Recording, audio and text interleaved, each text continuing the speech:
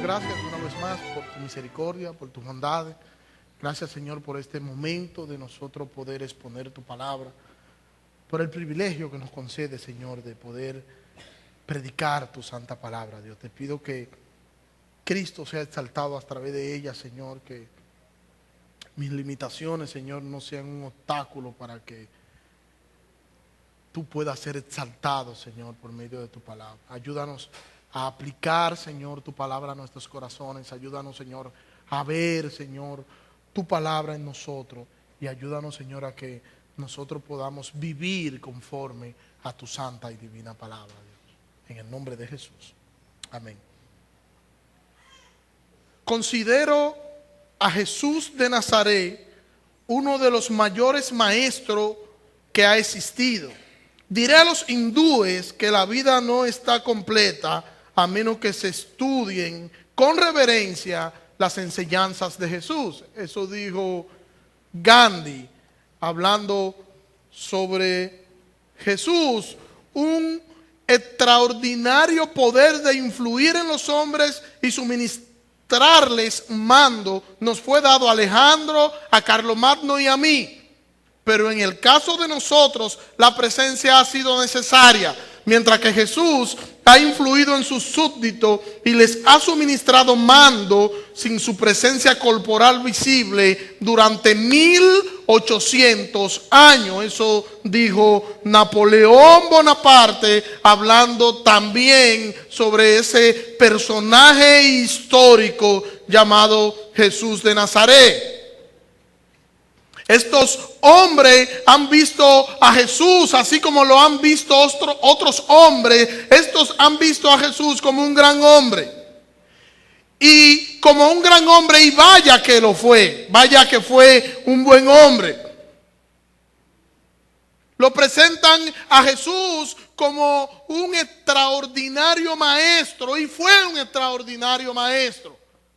Pero si decimos de Jesús que solo fue un extraordinario maestro, si solo decimos de Jesús únicamente que fue un hombre extraordinario, que fue un gran maestro, entonces queda inconcluso el hablar de Jesús únicamente de esta forma, porque Jesús fue aún más que eso. Pueden coincidir muchos hombres, pueden coincidir incluso hombres históricos como estos dos que acabo de mencionar, en que Jesús fue un gran hombre, pero por ello eso no significa que eso es exactamente lo que es Jesús, porque Jesús es más que eso. Ellos simplemente estaban viendo una cara de la moneda, y la cara de la moneda que ellos podían ver, porque no podían ver lo siguiente. Primera carta a los Corintios capítulo 2 dice allí el apóstol Pablo a la altura del versículo 14: pero el hombre natural no acepta las cosas que son del Espíritu, porque le son locura y no las puede entender, porque se han de discernir espiritualmente. Pablo está diciendo aquí que el hombre natural es el hombre que no ha nacido de nuevo, y el que no se ha convertido, ese que no ha nacido de nuevo, ese que no tiene vida eterna, ese necesita que Dios cambie su naturaleza.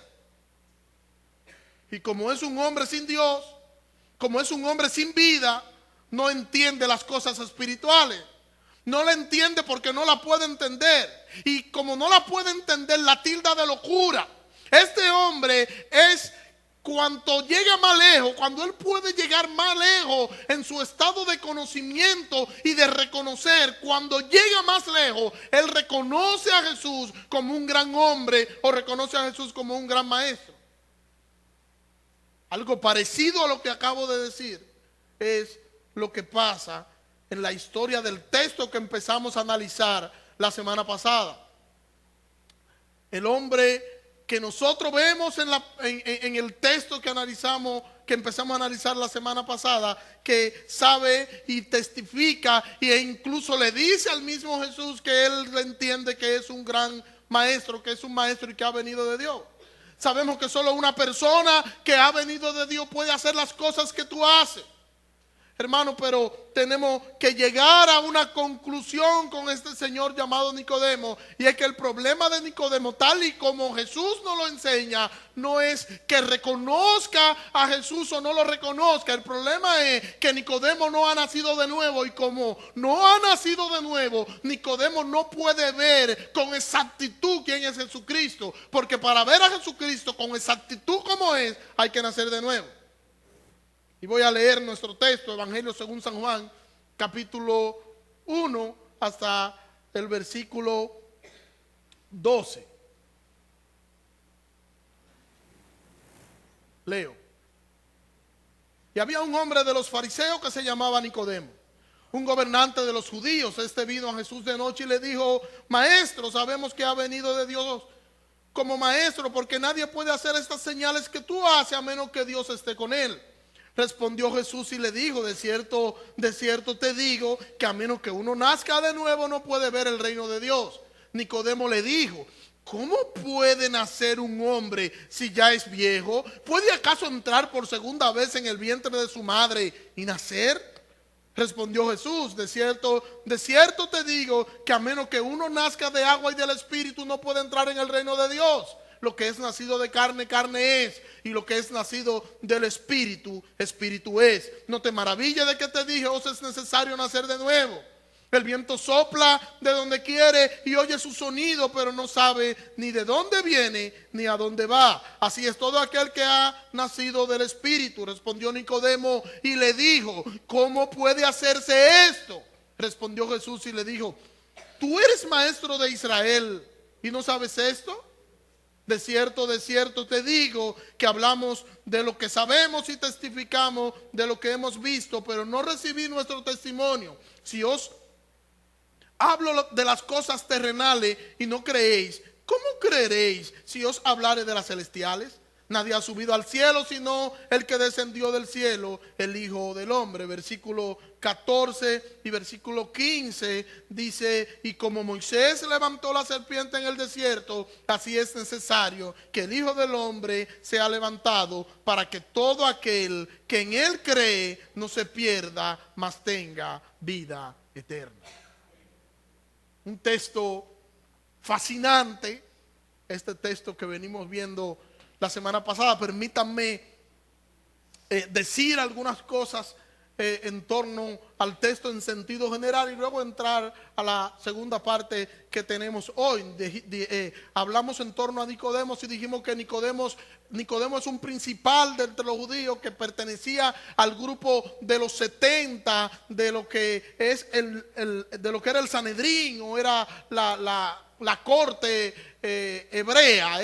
Era de este grupo selecto que eran 70 hombres, y entre esos 70 hombres Nicodemo había sobresalido de tal manera que Nicodemo, el mismo Jesús reconoce: pero tú eres el maestro de Israel y tú no sabes esas cosas. O sea, es reconocido Nicodemo como el maestro entre este grupo. Y vemos que llega a Jesús de noche, y dijimos la semana pasada 2 razones por las que Nicodemo pudo haber llegado de noche, por las que se interesó llegar de noche. Una de ellas era porque era miembro del Sanedrín y no se quería exponer a ser visto y así poder poner en juego su posición. Pero otra de ellas también era que estos religiosos consideraban que la mejor hora para estudiar las Escrituras era la hora de la noche. Nicodemo reconoce a Jesús que es un gran maestro, y reconoce incluso que Jesús ha venido de Dios, y está convencido que Jesús es un buen hombre. Y Jesús le responde la pregunta que él no hace. Jesús responde a Nicodemo la pregunta que Nicodemo no hace. Versículo 3, respondió Jesús y le respondió que Nicodemo no le ha hecho ninguna pregunta. De cierto te digo que a menos que uno nazca de nuevo no puede ver el reino de Dios. ¿Cómo sabía Jesús la pregunta que Nicodemo debía hacer? ¿Cómo sabía Jesús la pregunta que Nicodemo necesitaba hacer? ¿Cómo sabía Jesús lo que estaba pensando Nicodemo? Y ahí vimos el capítulo 2, versículo 25, donde nos dice allí Jesús, Juan nos dice allí, versículo 25, capítulo 2, y porque no tenía necesidad de que nadie le diese testimonio acerca de los hombres, pues él conocía lo que había en el hombre. Juan nos dice en los últimos dos versículos, en el 24 y en el 25, Juan nos toma y enfoca a Jesús a lo que él enfocó a Jesús al principio y nos lo vuelve a enfocar como Dios, que no tiene necesidad de que le podamos llevar un currículum de, mira, a Jesús le recomendaron mira, este es de tal forma, mira, este es de cual forma. Juan está diciendo, Jesús no necesita eso, porque Jesús conoce al hombre, Jesús sabe lo que hay en el hombre. Jesús conoce al hombre y no necesita ningún tipo de recomendaciones. Jesús inmediatamente apuntó a la conversación con Nicodemo al nuevo nacimiento, y Nicodemo tiene tú que nacer de nuevo para tú poder entrar al reino de los cielos. Versículo 4. Nicodemo le dijo, ¿cómo puede nacer un hombre siendo ya viejo? ¿Puede acaso entrar por segunda vez en el vientre de su madre y volver a nacer? Y Jesús le dice, de cierto te digo, que a menos que uno nazca de nuevo del agua y del espíritu, no puede entrar en el reino de Dios. Lo que es nacido de carne, carne es, y lo que es nacido del espíritu, espíritu es. El agua y el espíritu es como nosotros hablar del bautismo seguido del nuevo nacimiento.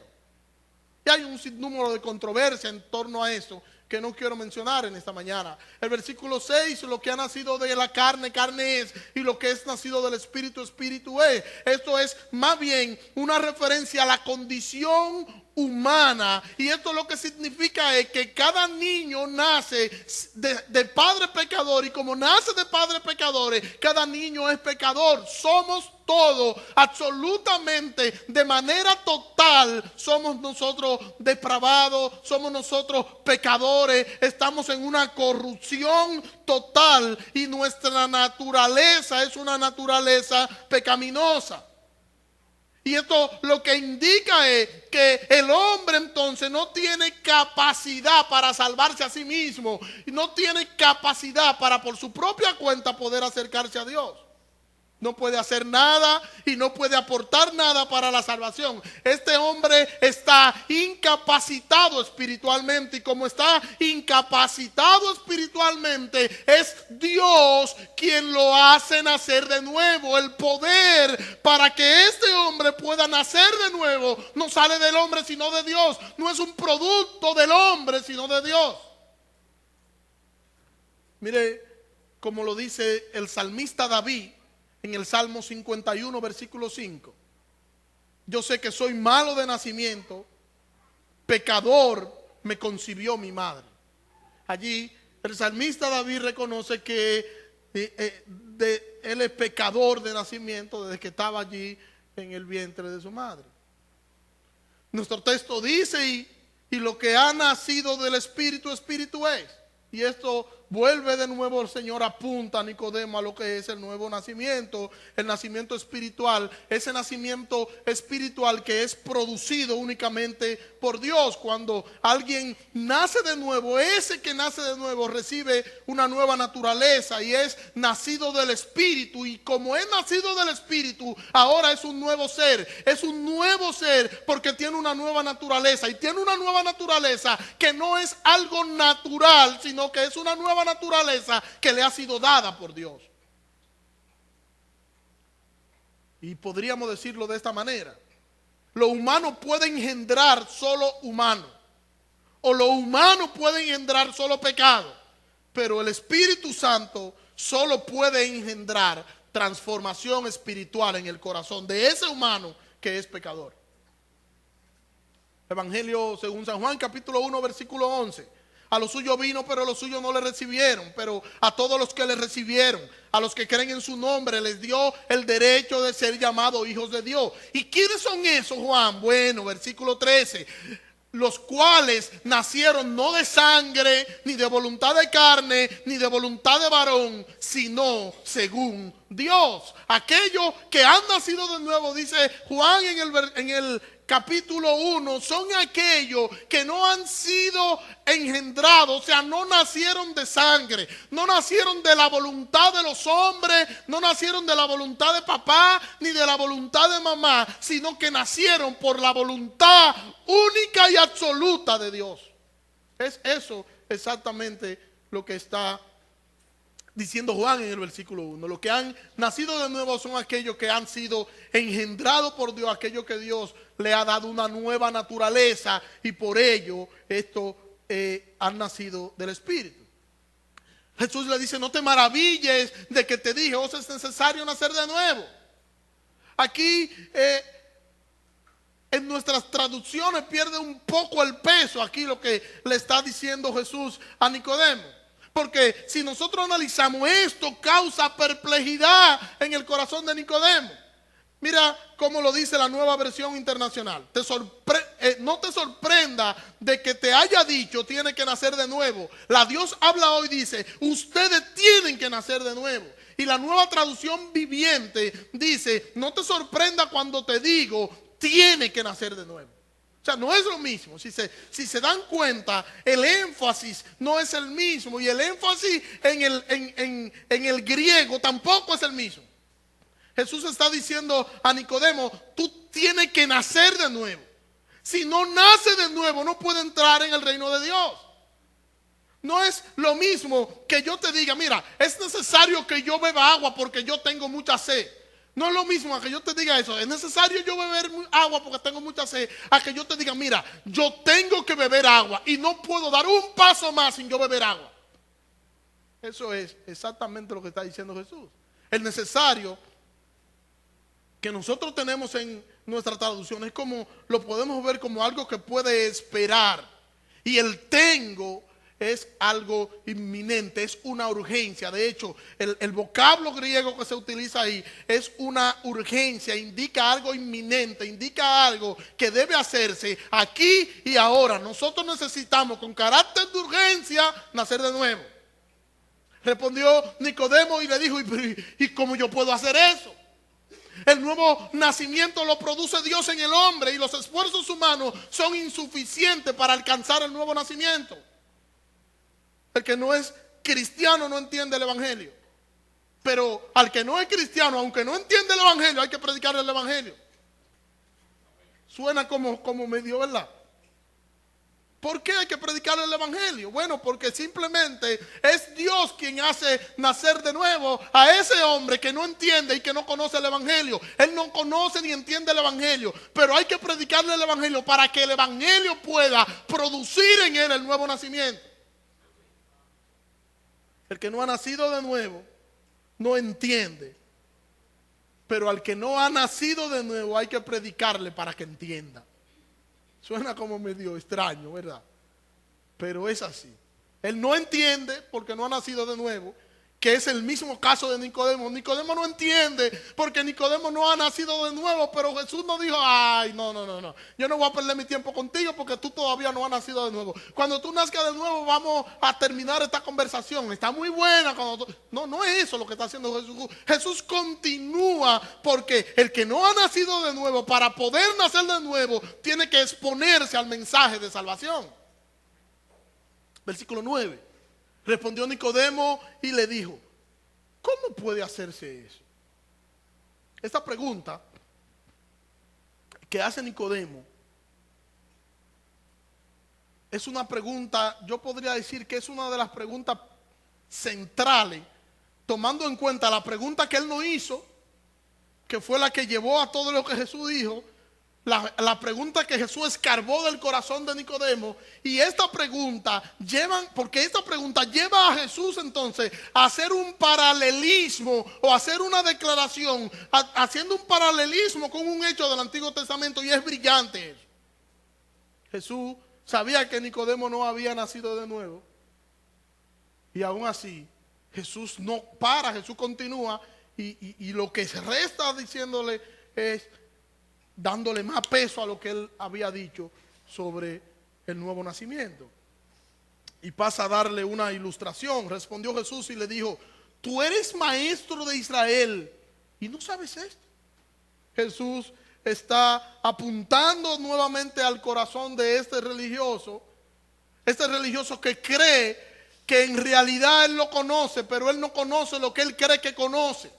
Dios primero tiene que cambiar la naturaleza del hombre para el hombre conocer lo que este religioso cree que conoce.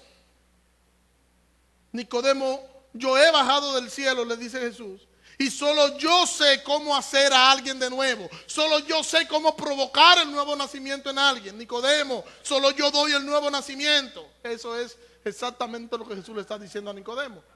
Solo yo doy el nuevo nacimiento. Mire el versículo 11. De cierto te digo que hablamos de lo que sabemos y testificamos de lo que hemos visto, pero no recibí nuestro testimonio. Si os hablé de cosas terrenales y no creéis, ¿cómo creeréis si os hablaré de las celestiales? Nadie ha subido al cielo, sino el que descendió del cielo. ¿Quién es ese? Jesús, el Hijo del Hombre, dice Jesús.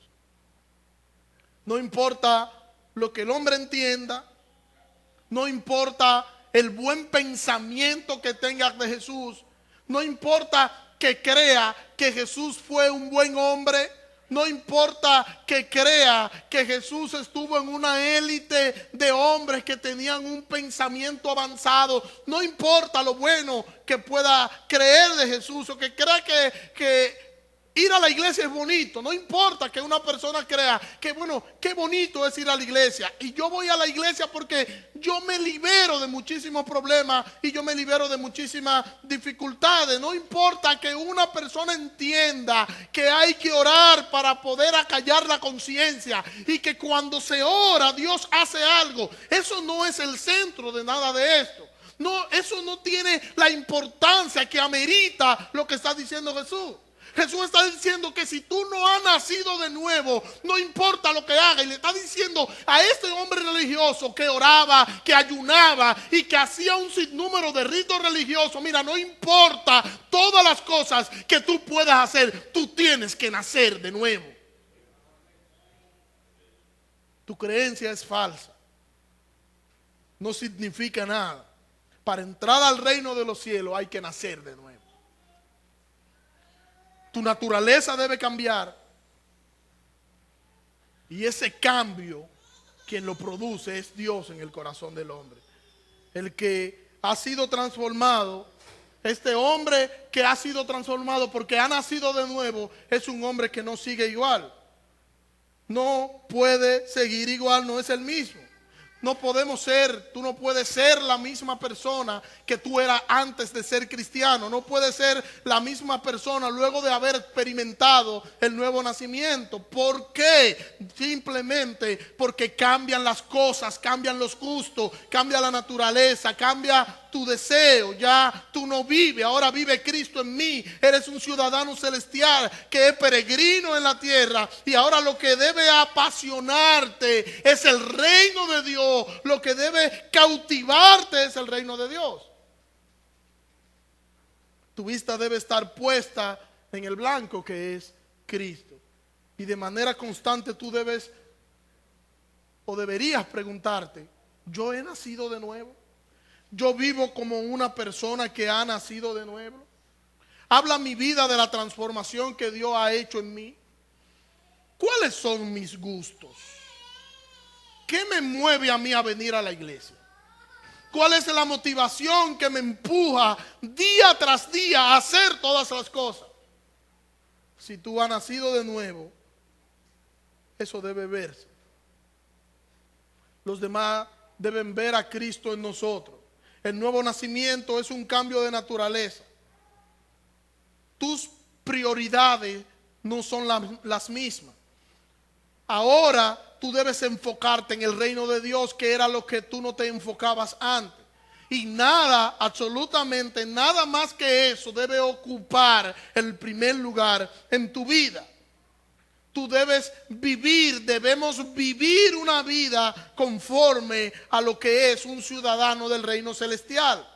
Si tú has nacido de nuevo, tú debes honrar a Cristo en tu diario vivir. Tú debes honrar a Cristo con tu vida, con tu accionar, con lo que tú eres, con lo que tú haces, con lo que tú dices, con lo que tú comes, con lo que tú practicas. Tú debes entender que tú tienes que ver a Cristo como el centro de tu vida, como el centro de todas las cosas, porque tu única pasión debe ser, como una persona que ha nacido de nuevo, honrar y agradar al Cristo que te salvó y te redimió.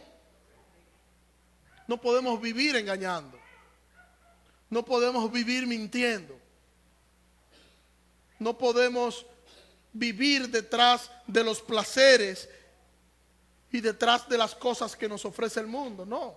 Si hemos nacido de nuevo, nuestra prioridad debe ser Cristo. Debe ser agrandar la imagen de Cristo a través de nuestras acciones. Y yo debo agrandar la imagen de Cristo a través de todas las cosas que yo hago. Y el que me ve accionar debe ver, wow, qué bueno es Dios. Mira, ese lo hace porque Cristo vive en él. Si no, no lo hiciera. ¿Es eso lo que perseguimos? ¿Es así como lo hacemos? Sabemos nosotros que nunca podremos obedecer de manera perfecta, pero sí de manera sincera.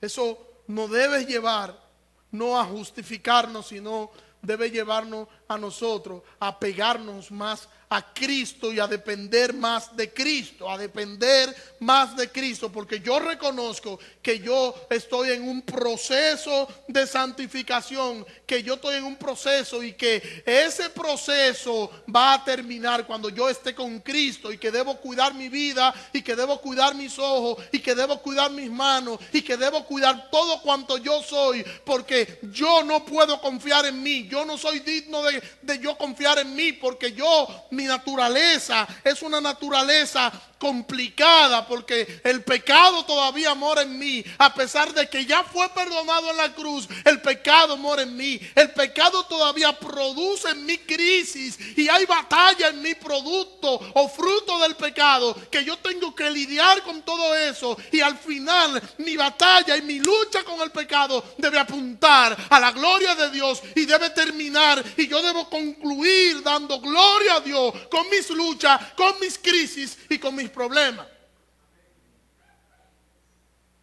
No podemos seguir siendo los mismos. No puede seguir siendo el mismo aquel hombre que ha sido transformado, aquel hombre que ha nacido de nuevo. No será el mismo. Y simplemente, ¿por qué no será el mismo? Porque ahora este hombre es una nueva criatura. Segunda carta a los Corintios, capítulo 5, versículos 17 y 18. Dice allí: de modo que si alguno está en Cristo, nueva criatura es. Las cosas viejas pasaron, he aquí todas son hechas nuevas. Y todo aquel que proviene de Dios, y todo esto proviene de Dios, quien nos reconcilió consigo mismo por medio de Cristo, y nos ha dado el misterio de la reconciliación. El que está en Cristo, nueva criatura es. Y es una nueva criatura no porque él decidió ser una nueva criatura, porque él decidió cambiar, porque él decidió hacer y guiar a su vida por un nuevo rumbo. No, nada de eso. Dice allí el versículo 18: todo esto proviene de Dios, quien nos reconcilió consigo mismo por medio de Jesucristo. O sea, no es un acto de nosotros, no es algo que nosotros podemos atribuirnos el derecho, porque esto es exclusivo de Dios.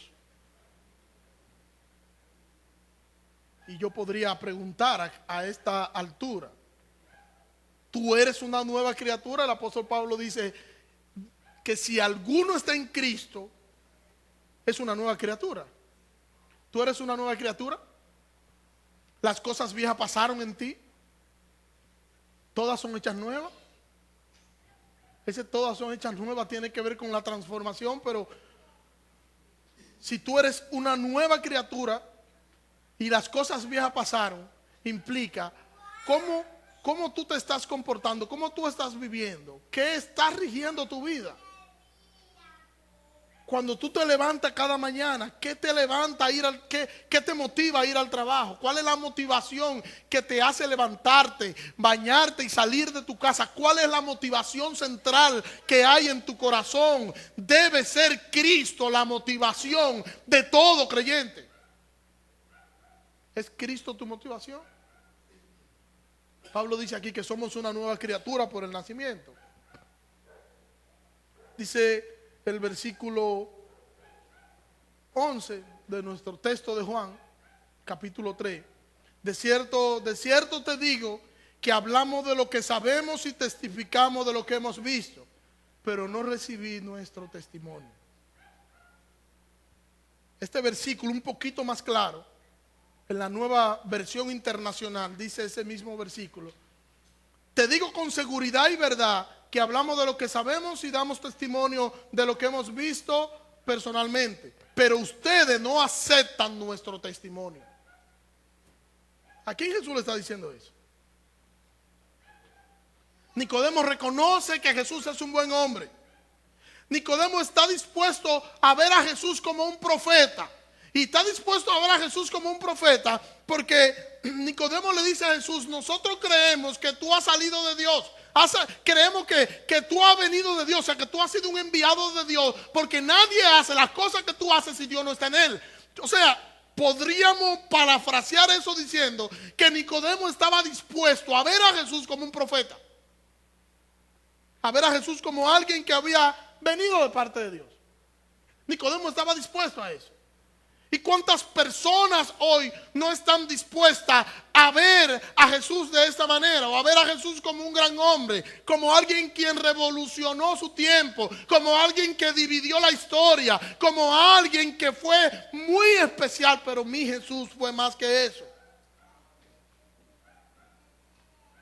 Nicodemo no estaba dispuesto a ver a Jesús como el Cristo, como el Mesías, como el Salvador de Dios. No estaba dispuesto a ver a Jesús así. Porque para poder ver a Jesús como el Cristo, como el Mesías, como el Salvador, había que nacer de nuevo primero. Y Nicodemo no había nacido de nuevo. Nadie de manera natural reconoce a Jesús como Señor, como Dios, como Salvador. Nadie de manera natural reconoce a Jesús de esta manera. Para poder reconocer a Jesús como lo que Jesús es, primero hay que nacer de nuevo. Amén. Para reconocer a Jesús primero, el Espíritu Santo tiene que cambiar la naturaleza de ese hombre pecador. Nadie puede disfrutar del Evangelio si primero no es transformado. Usted ve la gente que está afuera nos ve entrar, nos ve llegar al culto, nos ve hacer las actividades que hacemos y dice: oye, pero qué aburridos son. Y cuando se convierten, no sé si a ustedes pasó, a alguien cerca de usted, dicen: y tú te convertiste en eso. Ay, tú vas a ser un aburrido, tú vas a ser un viejo, tú vas a hacer esto, tú vas a hacer lo otro. Porque ellos tienen una idea marcada de qué es un culto evangélico, de qué es un culto religioso, de qué ellos lo estigmatizan todo eso. ¿Cómo ellos consideran que simplemente porque ellos entienden que es aburrido, que es desfasado, que no está ni siquiera actualizado? Las canciones tampoco son canciones muy qué sé yo. Eso no tiene sentido. Simplemente ellos no pueden disfrutar del Evangelio porque no han sido transformados. Para ellos poder disfrutar lo que nosotros disfrutamos, ellos tienen que ser transformados. Solo una persona transformada por el Espíritu de Dios puede disfrutar el Evangelio. Y yo te pregunto, ¿tú disfrutas el Evangelio?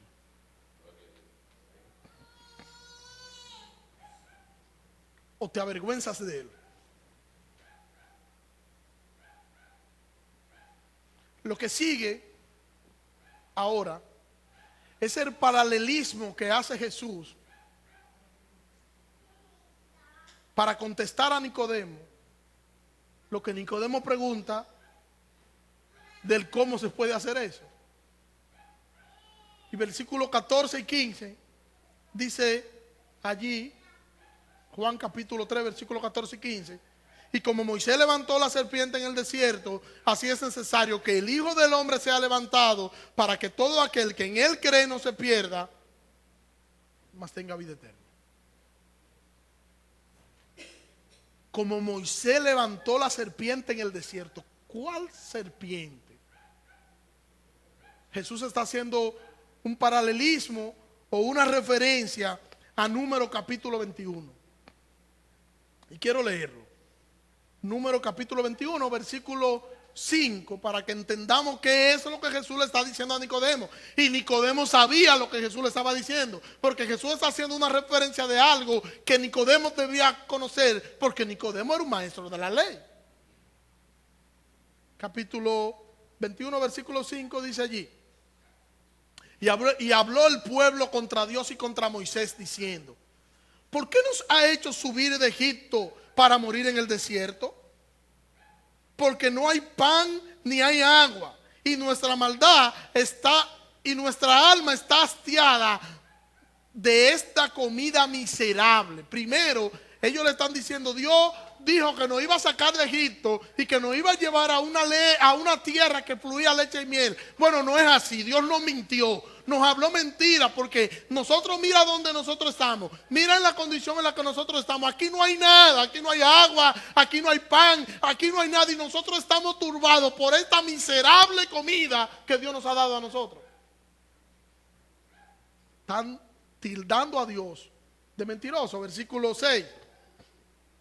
Entonces Jehová envió entre el pueblo serpientes ardientes, las cuales mordían al pueblo, y moría mucha gente de Israel. Y el pueblo fue a Moisés diciendo: hemos pecado al haber hablado contra Jehová y contra ti. Ruega a Jehová que quite de nosotros las serpientes. Y Moisés oró por el pueblo.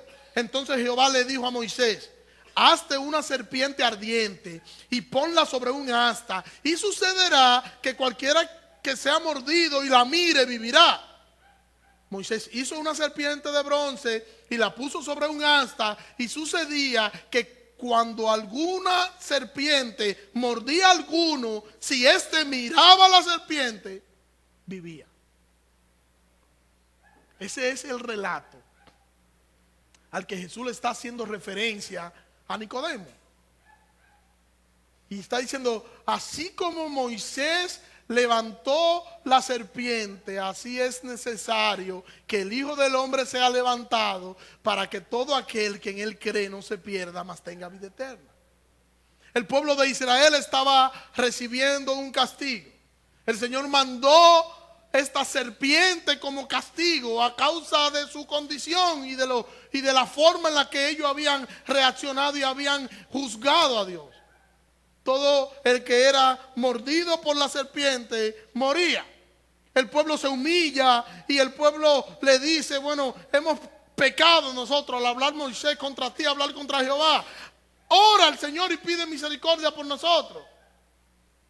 Entonces Moisés ora.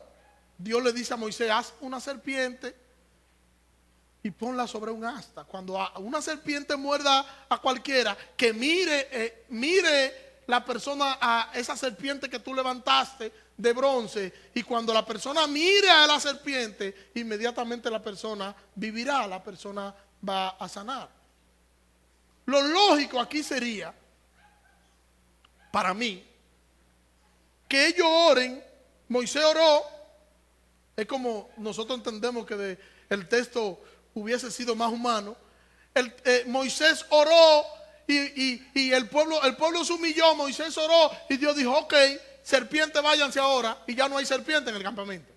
¿Verdad? Es como nosotros entendemos. Decimos: bueno, si nosotros estuviéramos ahí y a nosotros nos tocara orar, como nosotros hubiésemos orado: Señor, llévate la serpiente o mátala toda. ¿Verdad que sí? Porque con eso nosotros entendemos que se resolvió el problema. Se va la serpiente y problema resuelto. Y de hecho es la verdad. Sin embargo, Dios no actúa como actuamos nosotros. A veces nosotros vamos donde Dios y vamos con un idealismo y le decimos al Señor: mira, Señor, yo quiero que tú hagas tal cosa. Y le decimos: Señor, yo quiero que tú lo hagas así, así, así, así, así, así. Y le decimos al Señor cómo lo va a hacer, de dónde va a sacar los recursos, por qué queremos que lo haga de esa forma, y vamos donde Dios así con ese idealismo. Nosotros somos así. Moisés va donde Dios, pide misericordia por el pueblo, y Dios le dice: haz una serpiente y colócala sobre una asta, y el que sea mordido, que mire la serpiente y va a vivir. No le quitó la serpiente. ¿Qué fue lo que le dio? un medio de salvación. Dios le proveyó a Israel un medio de salvación. No le quitó la serpiente. Las serpientes estaban ahí y las serpientes estaban mordiendo al pueblo. Y cada vez que el pueblo era mordido, tenía que mirar a la serpiente y vivía. Interesante. Una medida curativa que el Señor provee para salvar al pueblo de la misma maldición que Él le había hecho por lo que ellos habían hecho. Y ahora nosotros vemos que ese medio de maldición es ahora el medio de salvación que Dios utiliza para el mismo pueblo. O sea, el mismo medio de maldición es el mismo medio de salvación para el pueblo. El Señor estaba salvando al pueblo a través de la figura de una serpiente, que es una figura de maldición. La serpiente fue maldita. Y si vamos a Génesis, vamos a ver que es maldita la serpiente. Y era considerada en Israel la serpiente como una figurativa, figuraba lo que era la maldición. Representaba una figura de maldición. Y Jesús está diciendo aquí, en ese paralelismo que Jesús está haciéndole a Nicodemo, Jesús se está comparando, Él mismo se está comparando con una serpiente. O sea, Jesús se está comparando con una figura de maldición. Y Jesús está diciendo, así como, o sea, está comparando la serpiente con su persona. Una figura de maldición la está comparando con Él mismo.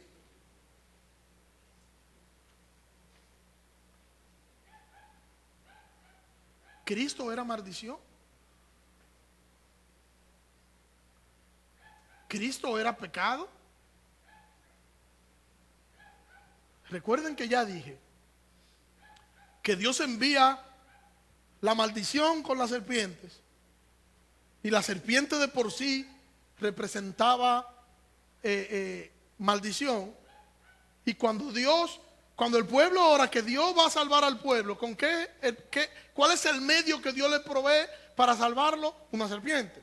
El mismo medio con el que Dios la maldijo, utilizó el mismo medio para proveerle salvación. Usó la misma maldición para con ella misma salvar al pueblo de Israel. Y ahora Cristo aquí se está comparando con una serpiente. Y se está comparando con aquella serpiente que representaba maldición. Y es algo quizá obvio, porque Cristo se hizo maldición por nosotros. Cristo fue hecho maldición por causa de nosotros. Gálatas capítulo 3, versículo 13 dice allí, Gálatas: Cristo nos redimió de la maldición de la ley al hacerse maldición por nosotros, porque está escrito: maldito todo el que es colgado de un madero. Entonces podemos ver a Cristo en el paralelismo que Él está haciendo, que Él está diciendo, así como aquella figura maldita, así mismo el Hijo del Hombre se va a hacer maldición. Segunda carta a los Corintios, capítulo 5, versículo 21. Al que no conoció pecado, por nosotros Dios le hizo pecado, para que nosotros fuésemos hechos justicia de Dios en Él. Al que no conoció pecado, por nosotros Dios lo hizo pecado. ¿Quién fue que pecó? ¿Dios o el hombre? ¿Quién era el culpable? ¿Dios o el hombre? ¿Quién era el culpable? ¿El hombre o Dios? El hombre, ¿verdad? ¿Y quién es que muere por el hombre? Dios. Pero ¿dónde muere Él? ¿Cuál es el medio que Él utiliza? ¿Cuál es la figura que Dios utiliza para morir por ese hombre? Dios se hace igual al hombre, y se hace igual al hombre haciéndose maldición por causa de ese hombre, para proveer a ese hombre un medio de salvación, así como lo hizo allá en el texto que leímos en el Antiguo Testamento, en el texto de Número 21. Dios se hace maldición para proveerle entonces un medio de salvación. Jesucristo es el santo Hijo de Dios, sin mancha, sin pecado. ¿Estamos de acuerdo en eso, verdad? Pero Cristo le está diciendo a Nicodemo que esa figura era una figura de él, era una figura de su persona, que eso que pasó allá en Número era una figura de él, y que eso estaba apuntando a él. Era como que como que Jesús le estuviera diciendo a Nicodemo: esa serpiente que salvó allá fui yo soy esa serpiente, y es lo que voy a hacer aquí ahora. Nicodemo no entendió cómo debía ser. Y de esta manera Cristo se compara con la serpiente, porque Cristo iba a ser maldición por causa nuestra. Cristo fue tratado por el Padre como debió el Padre tratar a los pecadores, por lo que Cristo fue a morir a la cruz. Cristo sustituyó en la cruz al pecador, y Cristo murió en la cruz para salvar a su pueblo. Y así el Padre permitió que el Hijo muera por los pecadores, que el Hijo muera por el pecado de los creyentes, haciéndose una figura, haciéndose maldición. Por eso es que nosotros debemos estar firme en nuestra esperanza. ¿Por qué? Porque cuando nosotros analizamos todo esto, y nosotros vamos y vemos a la cruz, nosotros tenemos que llegar a conclusiones que otros dicen que no, dicen lo contrario, dicen lo opuesto. Cuando nosotros vamos a la cruz, no podemos ver al Hijo de Dios en la cruz allí con un plan de salvación, allí ejecutando en el clima de su ministerio, en el clima ya de su misión. No podemos verlo allí en el Calvario como Dios muriendo para ver si era posible que alguien se pudiera salvar, sino que tenemos que ver a Dios en la cruz muriendo por todo aquello que ya Él decidió salvar en la eternidad pasada. Hermano, y ahí estamos nosotros. En ese grupo estamos nosotros. Y cuando nosotros vemos el cuadro de la cruz, tenemos que ver al Hijo de Dios hecho maldición por nosotros, al Hijo de Dios padeciendo por nosotros, al Hijo de Dios sufriendo por nosotros, al Hijo de Dios ocupando nuestro lugar. Y nosotros ahí entonces debemos caer de rodillas y agradecer a Dios por tan gloriosa esperanza que nos ha dado en su Hijo.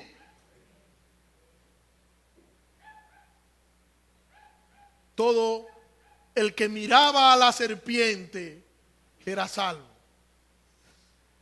Lo vimos en el texto, y nos lo dice Jesús en el texto de Juan, y lo vimos en el texto de Números. Todo el que miraba a la serpiente era salvo. Y Jesús lo que le está diciendo a Nicodemo: pero ahora todo el que mire al Hijo de Dios será salvo. Todo aquel que mira a Cristo ahora es salvo. Y si hay alguna persona entre nosotros que no conoce a Cristo, yo podría preguntarle en esta mañana: ¿tú quieres la salvación? ¿Tú quieres ser salvo? ¿Tú quieres conocer a Dios? ¿Tú quieres saber quién es Dios? Mira a Cristo. Mira a Jesús y serás salvo de tus pecados. Eso es lo que Jesús está diciéndole a Nicodemo. Todo el que miraba a la serpiente, cuando era mordido por una serpiente, miraba a la serpiente, era salvo. Ahora todos pecaron, todos están destituidos de la gloria de Dios. Todo, absolutamente todo. Los hombres lo único que necesitan es ser aplastados por la ira de Dios. Eso es lo que merecen. Esa es la causa de su pecado. Sin embargo, todo aquel que mira a Cristo será salvo. ¿Cuál es la solución entonces? Mirar a Cristo. Como miró el pueblo de Israel la serpiente, así si tú miras a Cristo, tú serás salvo. No se te pide mucho. No es mucho lo que se está pidiendo. No se te está pidiendo que haga un esfuerzo sobrenatural. No se está pidiendo que haga algo imposible. Se está pidiendo simplemente que mire a Cristo, y que al mirar a Cristo tú tendrás una nueva esperanza. Y si tú quieres conocer a Dios, tienes que mirar a Cristo, porque Cristo es el único mediador entre Dios y los hombres. Jesucristo, hombre, es el único mediador, y es la serpiente, como aquella figura de maldición. Cristo está en la cruz del Calvario. Allí fue como una figura para salvarnos a nosotros de nuestros pecados. ¿Y nosotros qué?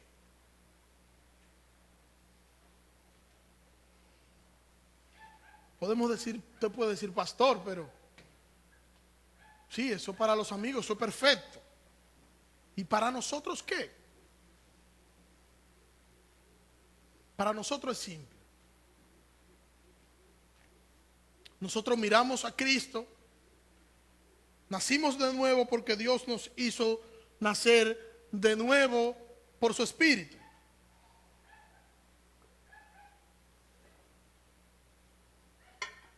Hemos nacido de nuevo. Y el que nació de nuevo, ¿qué debe hacer? ¿Cuál es la posición de aquel que ha nacido de nuevo? ¿Qué debe hacer? Si tienes problemas, ¿qué debe hacer? Si algo anda mal, ¿qué debe hacer? Si necesita solucionar algo, ¿qué debe hacer? Debe hacer lo mismo. Mirar a Cristo. Mirar a Cristo si hay problemas, mirar a Cristo si algo anda mal, mirar a Cristo, mirar a Cristo. Esa siempre será la solución, ese siempre será la respuesta de Dios. Mira a Cristo. ¿Tiene problemas? Mira a Cristo. Anda buscando la solución a algo, mira a Cristo. La solución a tu crisis, ¿cuál es? Cristo. Tu razón de ser, ¿cuál debe ser? Cristo. Cristo, Cristo y solo Cristo. No importa cuán devastador pueda ser el problema, mira a Cristo. Y te voy a decir algo que quizás no te agrade, pero el mirar a Cristo no significa que Dios te va a quitar el problema. No. El pueblo de Israel se humilló, Moisés fue y oró, y Dios le quitó la serpiente. No. Dios le proveyó el medio de salvación. O sea, que es posible que tú tengas la crisis, que tú tengas el problema, que tú tengas la dificultad, que tú necesites con carácter de urgencia que Dios haga algo, y tú estés esperando que Dios quite la situación que tú estás enfrentando. Bueno, no necesariamente Dios la va a quitar, pero sí Dios te va a proveer y te va a dar la fuerza para que tú puedas resistir en medio de la dificultad. Repito, te dará la fuerza suficiente para que tú puedas resistir en medio de la tormenta, en medio de la dificultad. De hecho, ya Dios nos lo dice en su palabra, y nos dice que todo, absolutamente todo, nosotros lo podemos en Cristo, porque Cristo es quien nos fortalece. La respuesta a todo cuanto nosotros necesitamos entonces es Cristo, es mirar a Cristo. Tú tienes problemas, mira a Cristo. Tú tienes dificultades, mira a Cristo. Y ese mirar a Cristo es tener fe en Él y confiar en Él de que Él va a hacer. Es saber que Cristo es nuestro sostén y Cristo es nuestra esperanza. Es saber que mirar a Cristo es que yo estoy depositando en Cristo todo lo que soy, toda mi esperanza, y confiado en que Cristo va a hacer conforme a su voluntad. El apóstol Pablo miró a Cristo. El apóstol Pablo clamó a Cristo, y nos dice en la segunda carta a los Corintios, capítulo 12, él dice, allí él tenía un problema, allí él tenía una necesidad, allí él tenía una crisis, allí él tenía una situación donde él necesitaba una respuesta de Dios, y allí dice él, yo 3 veces le he pedido al Señor que lo quite de mí. ¿El qué, Pablo? Él dice, delante me fue dado un aguijón en la carne, un mensajero de Satanás que me abofeteé, y 3 veces le he dicho al Señor que lo quite de mí. Y el Señor dijo, ok, te voy a quitar el aguijón. Así que dice Pablo. No. Bástate mi gracia, le dice el Señor, porque mi poder se perfecciona en medio de tu debilidad. Porque cuando tú eres débil, entonces que tú eres fuerte, porque tú estás dependiendo plenamente de mí. El Señor no nos va a quitar el problema. El Señor no nos va a quitar las situaciones difíciles, porque esas mismas situaciones nos van a ayudar a crecer y nos van a ayudar a madurar. Y eso va a ser y va a ser un instrumento para que la imagen de Dios, para que la imagen de Cristo, para que Cristo sea formado en el corazón del creyente. El dolor, el sufrimiento, las crisis, las tormentas van a servir para ello. Dios no lo va a quitar, pero sí Dios te va a proveer. Dios te va a dar la fuerza y te va a dar las herramientas que tú necesitas en el camino para que podamos salir, como dice el apóstol Pablo en Romanos capítulo 8, podamos salir de allí más que vencedores. Y podamos vencer en medio de las crisis, podamos vencer en medio de las dificultades, en medio de las enfermedades, en medio de las dolencias, en medio de las situaciones que nos roban la paz, que nos provocan tensión, las situaciones que nos hacen sentir mal. En medio de toda esa situación, la respuesta de nosotros debe ser mirar a Cristo y esperar de Cristo, esperar en su providencia. Si hacemos eso, veremos buen resultado. Si hacemos todo lo contrario, entonces lo que veremos será todo lo contrario. Necesitamos mirar a Cristo. El pecador necesita mirar a Cristo para ser salvo. Y nosotros aún necesitamos seguir mirando a Cristo para nosotros poder seguir recibiendo de Dios la energía que nosotros necesitamos en medio de nuestras crisis y en medio de nuestras dificultades. ¿Qué tú necesitas? Yo necesito a Cristo. Cuando nosotros preguntamos eso, no, a veces en la mente de uno piensa en el inconverso, en el que no es cristiano. ¿Qué necesitan? Bueno, el inconverso necesita a Cristo porque ya yo lo tengo. No, yo necesito a Cristo. Tú necesitas a Cristo. Y tú necesitas a Cristo todos los días de tu vida, a cada momento, a cada segundo. Necesitamos a Cristo. Necesitamos a Cristo. Oremos. Señor, gracias. Gracias por hacernos ver en esta mañana a través de tu palabra, Señor, que tú te hiciste maldición en la cruz por nosotros. Y que nos salvaste, Señor. Nos salvaste, Señor, allí en la cruz. Padeciste, sufriste, fuiste molido allí por nuestras transgresiones, Señor. Gracias, Señor. Ayúdanos, Señor, que así como tú le dijiste a Nicodemo, que nosotros podamos mirar a ti, Señor. Ayúdanos a mirar a ti, Señor. Ayúdanos a vivir día a día, Señor, con la mentalidad de que cada cosa debemos presentarla y debemos verte a ti en ellas. Ayúdanos y enséñanos a honrarte. Ayúdanos y enséñanos, Señor, a vivir conforme a tu gracia y conforme a tu misericordia. Necesitamos de ti, Señor. Necesitamos desesperadamente de ti, Señor. Ayúdanos, Dios, a honrarte con nuestras vidas, a honrarte con nuestra manera de vivir, con nuestras relaciones. Ayúdanos, Señor, a que podamos reflejar a Cristo en todas nuestras vidas, Señor. Y que sea Cristo nuestra pasión.